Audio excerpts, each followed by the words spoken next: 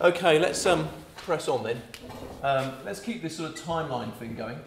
So in 1801, we've got Young's double slits, which effectively prove the wave theory is right. Okay. So in 1801, we've got Young's double slits experiment being done, which proves that light is a wave. Okay. And you might think, well, that's great. In ancient times, people thought, and up to Descartes and Newton, people thought it was a particle. Huygens suggested it was a wave. And that's the word suggested because he hadn't got an experiment either. And by 1801, we've done the experiments, we know that light is actually a wave. Okay? Moving down the timeline, it's interesting, the next development really is a theoretical one. Okay? We need to move on to the 1850s and, very importantly, what's known as Maxwell's equation. Okay? One of the big things of the 19th century, I would say, would be, and this is how we link into fields, one of the big developments in the 1850s and so on, or the first half of the 19th century, is the ideas of electromagnetism. Okay? And this was quite a practical area, making things like dynamos, generators, all those sorts of things, really had a huge impact on me. Look around our modern world, how much electromagnetism do we use? Massive amounts, all right? The electricity that we use, the phones, all that sort of stuff. And this really started to happen in the 19th century, okay? Helped by people like Michael Faraday, okay, who was very much, if you look into his life, he was very much a practical scientist, okay. He developed all kinds of interesting and important things, all kinds of discoveries about electromagnetism. It took till about 1850 before a guy called James Clerk Maxwell started to think about the theory of electromagnetism. And this is kind of where we come in, because we've been studying fields, obviously. We know that you can define an electrostatic field around a piece of charge. Okay, and we know if that piece of charge starts to move, then it produces around it a magnetic field. Okay, and we've noticed the connection between electrostatic and magnetic fields, and they're all centered around charge. Okay, in contrast, gravity is to do with mass. Where does mass appear in any of these equations? It doesn't. All right. Where does charge appear in Newton's law of gravitation? Just doesn't. Okay, but we tried that trick with electrostatics and with magnetism, and it doesn't work, right? You can't write about magnetic fields without using charge. And for some time, that had puzzled physicists who thought, hang on a minute, that probably means they're not actually separate things. So although rubbing balloons on your jumper and sticking them on the ceiling and using a magnet don't look like things that have got anything to do with each other, once you look into the equations of it, and we've seen a bit of this in this module, you start to see the link between them, okay? And that thing that we noticed when we studied those two types of fields is what James Clerk Maxwell picked up on, okay? And he developed his famous set of equations for electromagnetism. He basically looked at the concept of electromagnetism. He looked at the practical discoveries, things like dynamos, generators, all those sorts of things. He looked at the theory that we've seen with electrostatic and magnetic fields and basically tried to stuff the whole thing together in a theory of electromagnetism. So this is, Maxwell's equations are really the first proper theory of electromagnetism. Not practical experiments particularly, or obviously based on it, and not thinking it was two separate fields, but trying to combine the two. Okay. On the sheet there you've got quite a nice description. You can see Maxwell's equations are pretty complicated. Okay.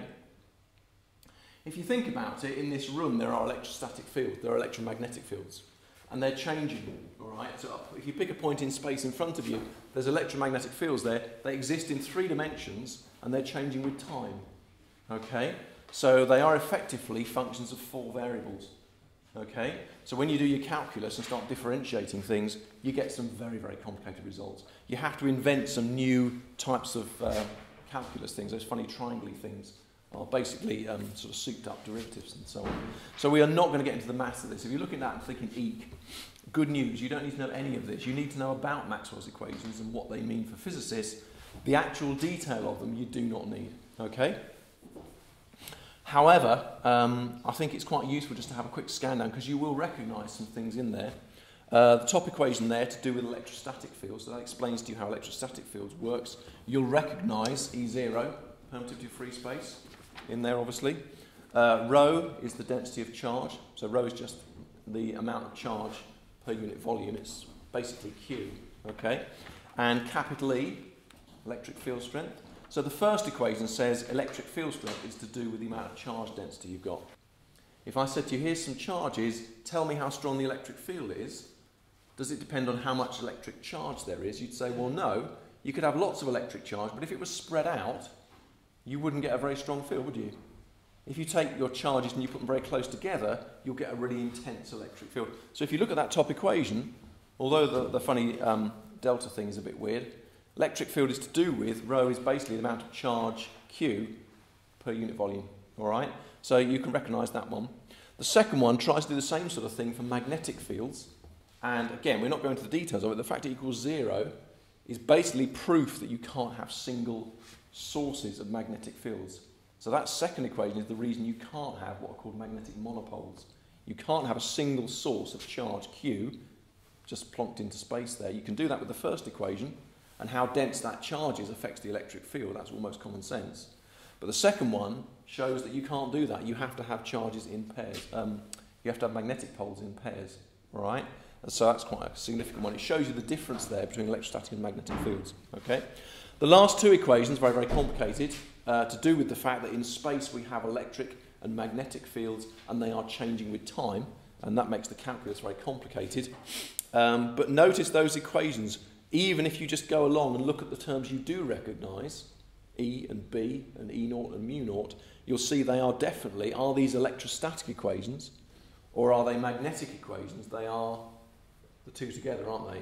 Here, for the first time, we've got electrostatic properties and magnetic properties in the same thing, all right? So do not go away and learn all this stuff. The commentary there isn't too bad. It's written for people slightly higher level than you guys, but fairly understandable, I think. Quite a nice description there of Maxwell's equations, okay? And a bit like we were talking about, first one's electrostatic fields, explains how they work. Second one explains how magnetic fields work. And then the other two show how they join together to make electromagnetic fields, okay? Now, one very important outcome of Maxwell's equations. So you need to know they are electromagnetic equations and that they effectively combine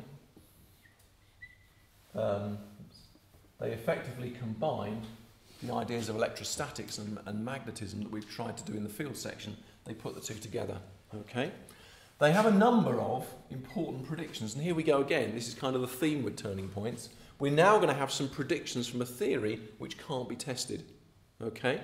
Maxwell's equations say if you have a piece of charge and it is accelerating, so a piece of charge that might be vibrating or something like that, then what's going to happen is, in theory, it will produce waves, okay? It will produce waves of, don't know, electromagnetic waves.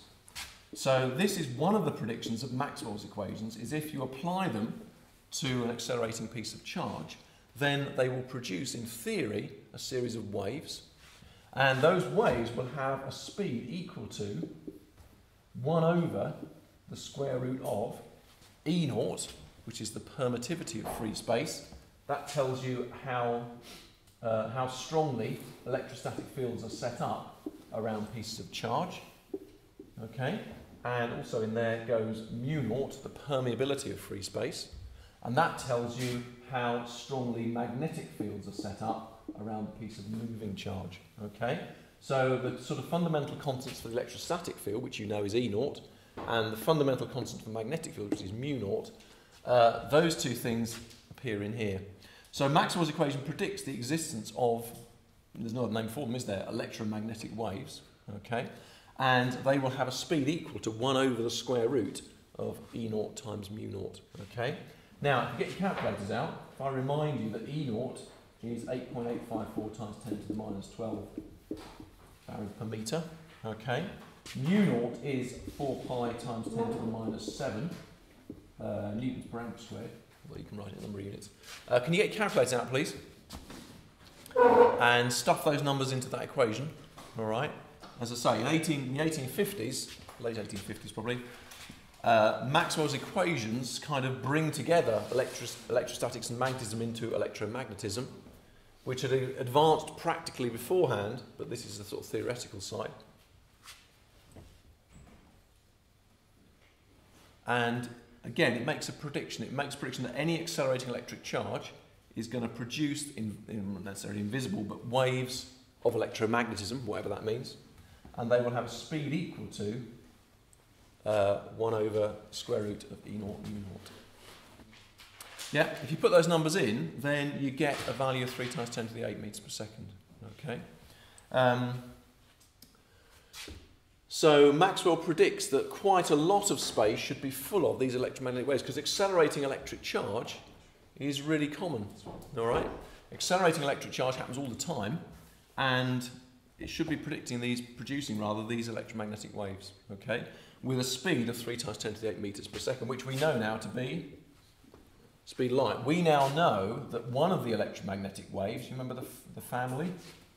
Gamma rays, X-rays, ultraviolet light, infrared, microwaves and radio, the REM spectrum. Okay, we now know there's a whole spectrum of them, and things like light are an example of this. Okay, and this is why Maxwell's equations, again, took a while to be accepted. You can see on the page there, they're quite abstract things.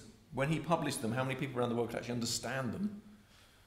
In quite a lot, you know, professional physicists that could, but they're not very easy for the common person to understand.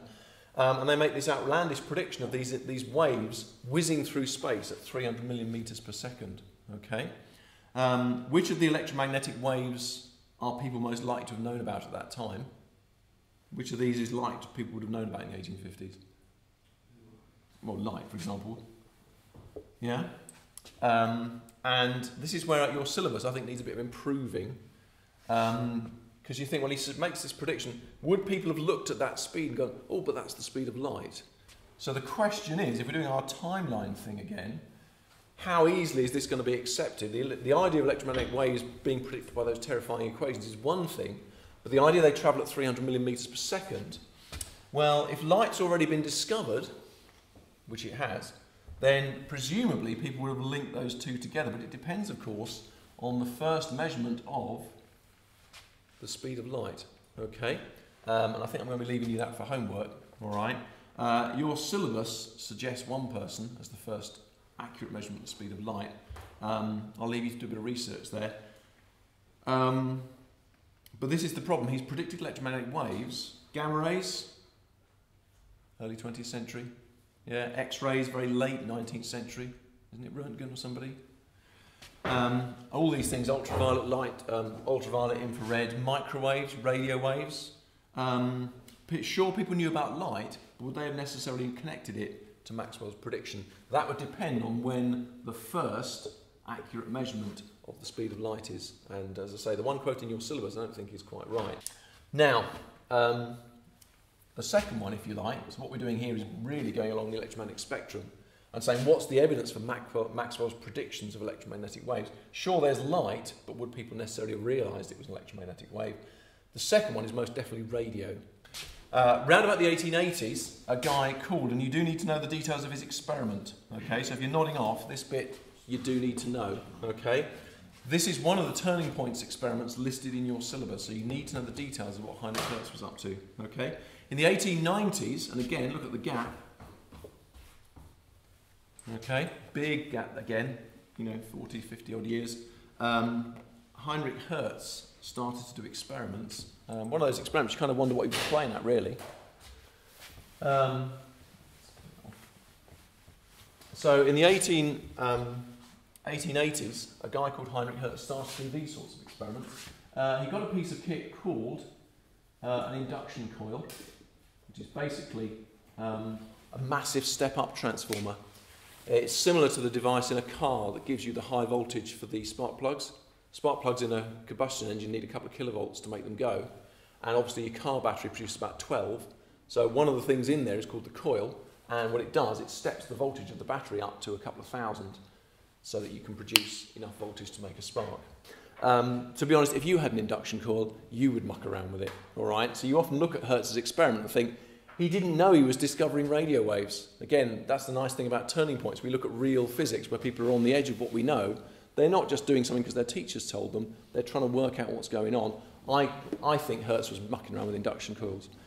Because you can't have set out to discover radio waves, because radio waves didn't, you with me, who would do that? Maxwell made this prediction, but no one really connected it with that. So Hertz quite clearly was mucking around with an induction coil, okay?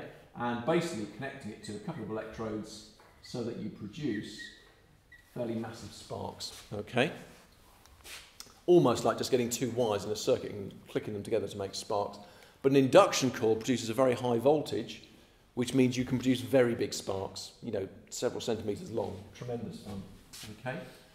He connected it to some long, thin bits of metal. Basically, you can see what he's doing. He's made himself an aerial. Okay? And then, on the other side of the room, he had a device which was a loop of wire, a loop of copper wire, with a very small gap. So there's a very tiny gap between completing this loop. And then, I think he used a magnifying glass. He then looked at that through a magnifying glass. All right? And this is basically Hertz's experiment for discovery of radio waves, which is a bonkers title because he couldn't have done that. He couldn't have set out to discover them. So this is Hertz's equipment, which you might find yourself confronted with in the exam. It's in the specifications, one of the things you need to know.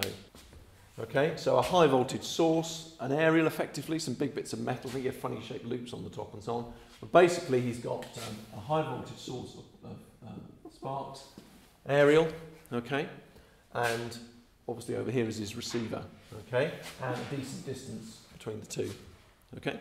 And what he found was, if you turn the induction coil on and off, so making these sparks, then what would happen is you would see very tiny sparks over here. So if somebody over here went like that, the person watching over here would get the same thing, all right? Clearly then, there is this invisible, don't know. How much of the electromagnetic spectrum had already been discovered? Well, we knew about light. We didn't know it was part of the spectrum, though. Yeah? So Heinrich Hertz's experiment, again, was a bit of a puzzle, but it is actually a very important experiment because it basically proves, or starts to prove, Maxwell's prediction of electromagnetic waves. Okay? So the thought process is the equations you've got in front of you theoretically predict electromagnetic waves travelling at this speed. The first real evidence for it would be probably Heinrich Hertz's discovery of radio waves. Okay?